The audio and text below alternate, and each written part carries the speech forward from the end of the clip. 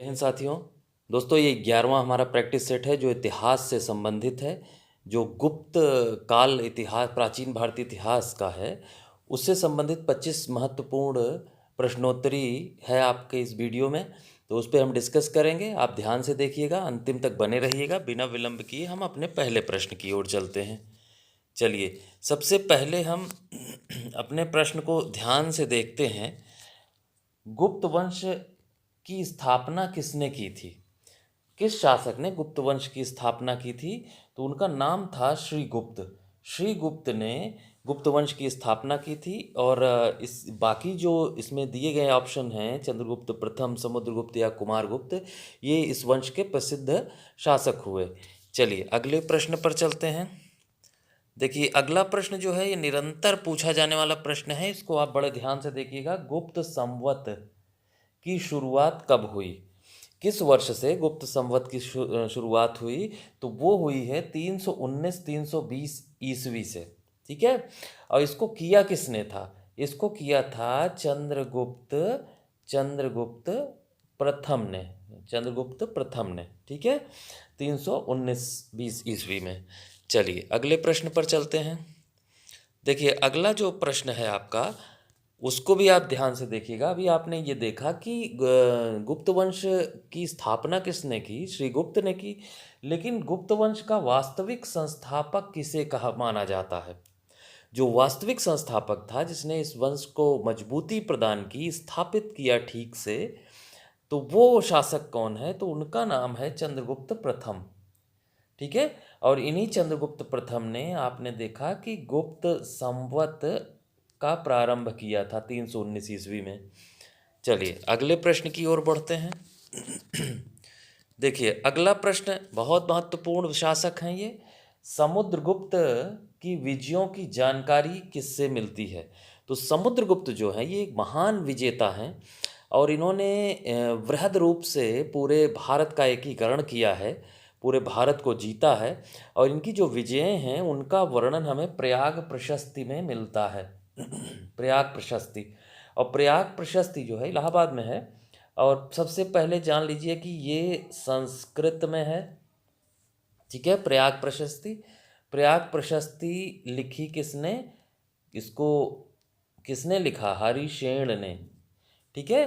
तो ये समुद्रगुप्त की विजयों का उल्लेख कहाँ मिलता है? प्रयाग प्रशस्ति में। ये किस भाषा में है? संस्कृत में। और इसमें इसकी रचना हरिशेन नामक विद्वान व्यक्ति ने की थी। चलिए अगले प्रश्न की ओर बढ़ते हैं। देखिए, अगला प्रश्न आपका वही आ गया जो भी हम चर्चा कर रहे थे। प्रयाग प्रशस्ति की रचना किसने की थी? तो किसने की थी? हरिशेन ने। ठीक है। अब आप लोग कमेंट में हमें बताइए कि किस भाषा में है, कौन सी भाषा में प्रयाग प्रशस्ति की रचना हुई थी। ये सब लोग कमेंट में लिखिए, तो आप मुझे ये पता लग पाएगा कि आप कितना ध्यान से इसको देख रहे हैं। ठीक है। चलिए अगले प्रश्न पे चलते हैं। देखिए, अगला प्रश्न महत्वपूर्ण। भारत का नेपोलियन किसे कहा जाता है? और मैंने बताया कि बहुत ही महान विजेता की चर्चा हो रही थी, समुद्रगुप्त की। समुद्रगुप्त को भारत का नेपोलियन कहा जाता है। और ये भारत का नेपोलियन इन्हें किसने कहा, ये प्रश्न है आपके लिए। जो भी इसको जानते हों वो अपना उत्तर दे सकते हैं कि समुद्रगुप्त को भारत का नेपोलियन किसने कहा था पहली बार। तो कहा किसने था? स्मिथ ने। स्मिथ ने। ठीक है, स्मिथ ने इन्हें भारत का नेपोलियन कहा था। चलिए अगले प्रश्न की ओर बढ़ते हैं। देखिए, अगला प्रश्न हमारा है, चंद्रगुप्त द्वितीय को किस उपनाम से जाना जाता था? तो चंद्रगुप्त द्वितीय जो हैं वो विक्रमादित्य के उपनाम से जाने जाते थे। ठीक है, बहुत सारे लोगों ने विक्रमादित्य की उपाधि धारण की है, 17 लोगों ने इतिहास में। लेकिन जो सबसे महान व्यक्ति है विक्रमादित्य नाम का, वो है चंद्रगुप्त द्वितीय विक्रमादित्य। चलिए अगले प्रश्न की पे बढ़ते हैं। तो अगला हमारा प्रश्न, ध्यान से आप इसको देखेंगे, ये सब निरंतर पूछे जाने वाले प्रश्न हैं। मेहरौली लौह स्तंभ किस शासक से संबंधित है? तो जो इसकी कार्बन डेटिंग हुई है उसके आधार पे अनुमान किया जाता है कि मेहरौली का स्तंभ लौह स्तंभ जो है वह चंद्रगुप्त द्वितीय के शासनकाल का है। जब भी आप, ये कहाँ स्थित है, महरौली कहाँ है, दिल्ली में है। दिल्ली में कुतुब मीनार के निकट ही महरौली, वो कुतुब मीनार भी महरौली क्षेत्र में ही है, और वहीं ये स्तंभ, लौह स्तंभ स्थापित किया गया है, जो चंद्रगुप्त द्वितीय के शासनकाल का माना जाता है। चलिए नेक्स्ट क्वेश्चन पे बढ़ते हैं। देखिए अगला सवाल जो है आपका, हूणों के आक्रमण को किसने रोका था? किस शासक के समय में हूणों का आक्रमण हुआ और उस शासक ने सफलतापूर्वक उसको दबाया, उन्हें भगाया? तो उनका नाम है स्कंदगुप्त। ठीक है, हूणों के आक्रमण को रोका किसने? स्कंदगुप्त ने। चलिए नेक्स्ट क्वेश्चन। नेक्स्ट क्वेश्चन आपकी स्क्रीन पर है, गुप्त काल में किस धर्म का विशेष उत्कर्ष हुआ? तो देखिए ध्यान से, गुप्त शासक जो हैं वो वैष्णव मतानुयायी थे, और इनके शासनकाल में वैष्णव जो धर्म है इसका उत्थान हुआ है। ठीक है, चलिए अगले प्रश्न पे चलते हैं। देखिए अगला प्रश्न इम्पॉर्टेंट प्रश्न है, कालिदास किस काल से संबंधित हैं? तो देखिए कालिदास जो हैं वो गुप्त काल से ही संबंधित हैं, और जो हमारा शासक है चंद्रगुप्त सेकंड, विक्रमादित्य जिसको कहते हैं, उनके शासनकाल में जो 9 रत्न थे उसमें से कालिदास एक हैं। ठीक है, और उन्होंने बहुत सारी प्रसिद्ध पुस्तकें लिखी और गुप्त काल से संबंधित हैं, और इन 9 रत्नों की चर्चा अगर करें तो उसमें पहले ही हैं कालिदास, धन्वंतरी, छपड़क, अमर सिंह, शंकु, बेताल भट्ट, वाराहमिहिर, घटकरपर और वररुचि। ये 9 विद्वान थे जो उनके दरबार में थे, और ये सारे विद्वान हैं। देखिए नवरत्न अकबर के दरबार में भी हैं, लेकिन वो सभी विद्वान व्यक्ति नहीं हैं, वो अलग अलग क्षेत्रों से आते हैं। ठीक है, यहाँ जो चंद्रगुप्त द्वितीय के दरबार में नवरत्न हैं ये सभी विद्वान व्यक्ति हैं, उसमें से कालिदास एक थे। चलिए नेक्स्ट क्वेश्चन पे चलते हैं और चर्चा करते हैं। देखिए अभिज्ञान शाकुंतलम के रचयिता कौन है? तो अभी जिनकी चर्चा हुई कालिदास, उन्होंने ही अभिज्ञान शाकुंतलम की रचना की। ठीक है, कुमार संभव, ऋतु संहार, मेघदूत, ये तमाम ग्रंथों की रचना इन्होंने की है। अभिज्ञान शाकुंतलम की भी रचना की है। चलिए अगले प्रश्न पे चलते हैं। देखिए अगला प्रश्न हमारा है कि आर्यभट्ट किस क्षेत्र से संबंधित थे? तो आर्यभट्ट जो हैं वो संबंधित हैं गणित और खगोल शास्त्र से। ठीक है, आर्यभट्ट का संबंध गणित और खगोल शास्त्र से था। चलिए नेक्स्ट क्वेश्चन पे चलते हैं। देखिए उनकी रचना जो है पूछी जा रही है कि आर्यभट्ट अपनी प्रसिद्ध कृति कौन सी लिखी थी? तो उसका नाम था आर्यभटीयम। ठीक है, तो आर्यभटीय या आर्यभटीयम, इसके अलावा रोमक सिद्धांत भी उन्होंने लिखा, तो ये उनकी प्रसिद्ध पुस्तक है। इसके अलावा अर्थशास्त्र लिखी चाणक्य ने, और रघुवंश लिखी कालिदास ने, और पंचतंत्र लिखी विष्णु शर्मा ने। ठीक है, अर्थशास्त्र किसने लिखी? कौटिल्य या चाणक्य ने, याद कर लीजिएगा, कौटिल्य या चाणक्य ने। ये रघुवंश लिखी कालिदास ने। ठीक है, और पंचतंत्र लिखी विष्णु शर्मा ने। इसका स्क्रीनशॉट रख लीजिएगा, ठीक है, और नोट कर लीजिएगा। चलिए अगले प्रश्न की ओर बढ़ते हैं हम लोग।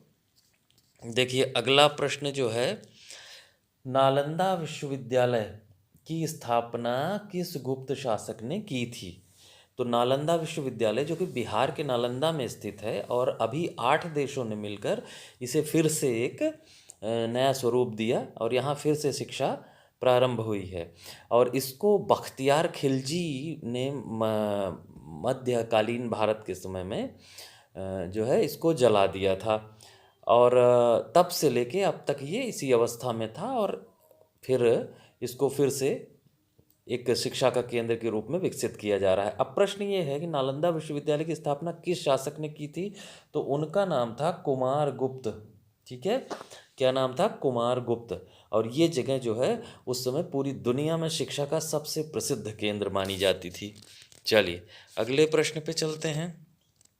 देखिए अगला प्रश्न हमारा है, गुप्त काल की राजधानी क्या थी? तो वो वही थी पाटलिपुत्र।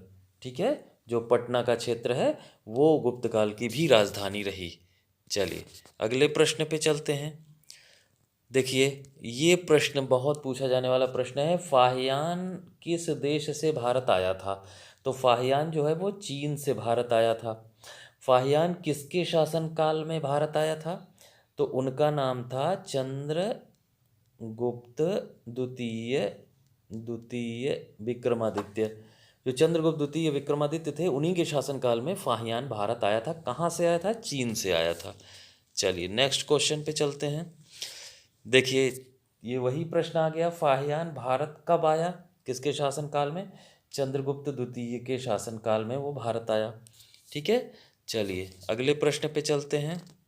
देखिए अगला प्रश्न मैं आपको बता रहा हूँ, प्रारंभ में ये आपने देखा इतिहास का स्वर्ण युग जो है गुप्त काल को किस नाम से जाना जाता है? इतिहास के स्वर्ण युग के नाम से जाना जाता है। ठीक है, स्वर्ण युग क्यों? क्योंकि ऐसा बहुत सारे विद्वानों ने कहा कि गुप्त काल में जीवन के प्रत्येक क्षेत्र में एक अभूतपूर्व प्रगति हुई, इसलिए जो है इसको स्वर्ण काल कहा गया। ठीक है, लेकिन बहुत सारे विद्वानों ने इसकी आलोचना भी की है, इस पे अपना वो तर्क रखा है। लेकिन अगर आपसे कभी पूछा जाए कि किस काल को स्वर्ण युग के नाम से जाना जाता है, तो वो गुप्त काल था। चलिए नेक्स्ट क्वेश्चन पे की ओर बढ़ते हैं। देखिए अगला प्रश्न भी आपका प्रश्न जो है, विशाख दत्त द्वारा रचित नाटक कौन सा है? तो विशाख दत्त ने रचना की मुद्रा राक्षस की। ठीक है, मुद्रा राक्षस नामक ग्रंथ की नाटक की रचना इन्होंने की थी विशाख दत्त ने। चलिए अगले प्रश्न की ओर बढ़ते हैं। देखिए अगला प्रश्न बहुत महत्वपूर्ण है, गुप्त काल में प्रशासनिक इकाई को क्या कहा जाता था? तो प्रशासनिक इकाई थी भुक्ति। ठीक है, भुक्ति को और किन नामों से? एक तो कहा गया देश, दूसरा कहा गया अवनी।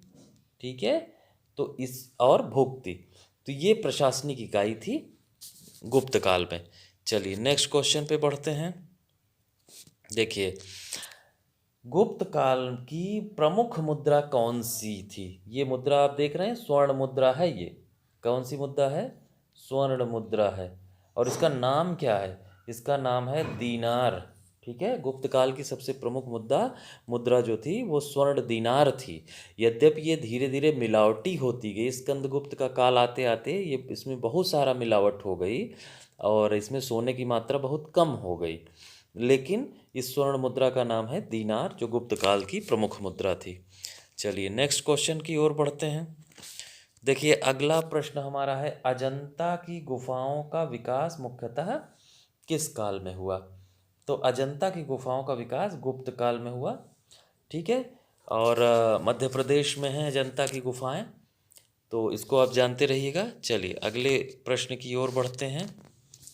देखिए अगला प्रश्न हमारा है, गुप्त काल में भूमि दान को क्या कहा जाता था? तो भूमि दान को कहा जाता था अग्रहारा। ठीक है, अग्रहारा। ठीक, चलिए अगले प्रश्न की ओर बढ़ते हैं। देखिए अगला प्रश्न हमारा है, गुप्त वंश का अंतिम प्रमुख शासक कौन है? यहाँ गुप्त वंश के अंतिम शासक का नाम नहीं पूछा जा रहा है, अंतिम प्रमुख शासक का नाम पूछा जा रहा है। तो उनका नाम था स्कंदगुप्त। ये इसके बाद गुप्त शासक जो है वो कमज़ोर होते चले गए और फिर धीरे धीरे इस वंश की समाप्ति हो गई। अलग अलग क्षेत्रों में अलग अलग राजवंशों का उदय हुआ गुप्तोत्तर काल में। तो यहाँ अंतिम प्रमुख शासक हैं स्कंदगुप्त। तो इसी के साथ ये वीडियो हमारा यहीं समाप्त होता है। पसंद आया हो तो लाइक कर दीजिएगा और चैनल को सब्सक्राइब करके बेल आइकन प्रेस कर दीजिएगा, जिससे आपको नियमित नोटिफिकेशन मिल सके। धन्यवाद। जय हिंद साथियों।